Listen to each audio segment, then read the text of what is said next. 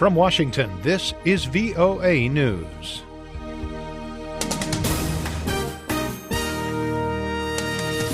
I'm David Byrd reporting. The Pentagon says Iraqi forces have driven Islamic State militants out of the western town of al-Baghdadi. That's close to a military base where U.S. forces are training Iraqis. The Combined Joint Task Force said Friday that Iraqi forces and tribal fighters from the Anbar region successfully cleared the town of Islamic State militants, retaking the police station and 3 bridges across the Euphrates River. The militants had held those bridges since September. The task force said the U.S.-led coalition delivered precise and effective airstrikes on Islamic State targets in support of the Iraqi fighters.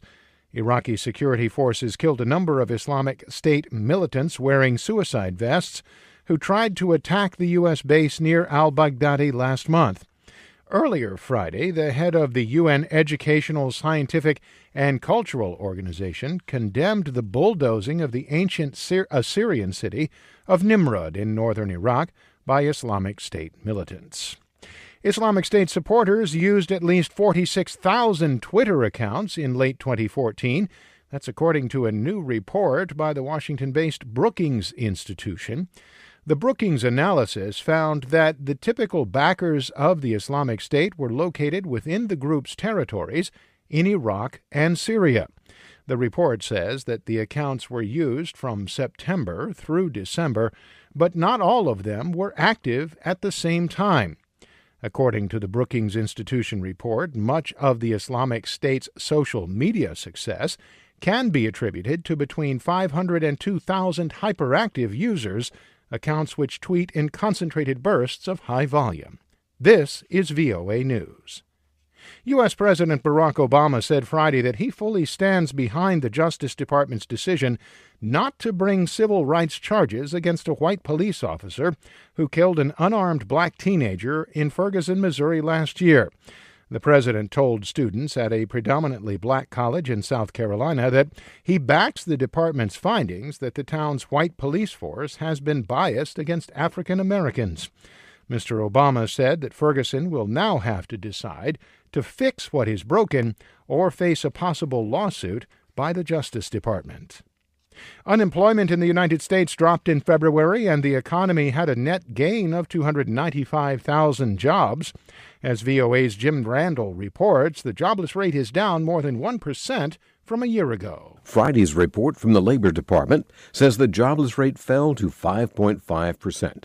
That's 0.2% lower than the prior month and down more than 1 percentage point from a year ago. While the data showed a stronger job market than most economists had predicted, there are still 8.7 million people unemployed.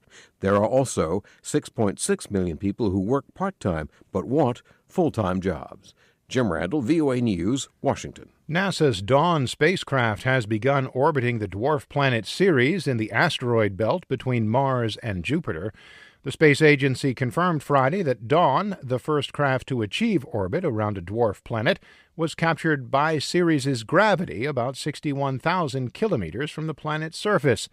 Carol Raymond of NASA says the mission holds exciting prospects for learning about the origins of the solar system. We will be revealing its true nature as we get closer and closer to the surface. So the mystery will be solved, but it is one that's really got us on the edge of our seats. NASA says in the most recent images taken by Dawn on March 1st, Ceres appears as a crescent because of the position of the spacecraft on a side of the planet away from the sun.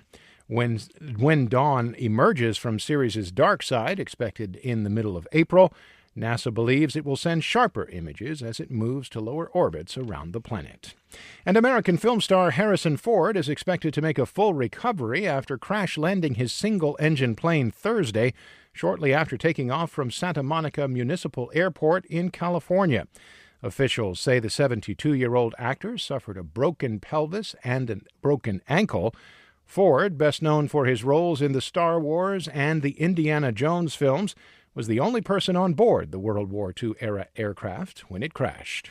For more, please log on to voanews.com. I'm David Byrd in Washington.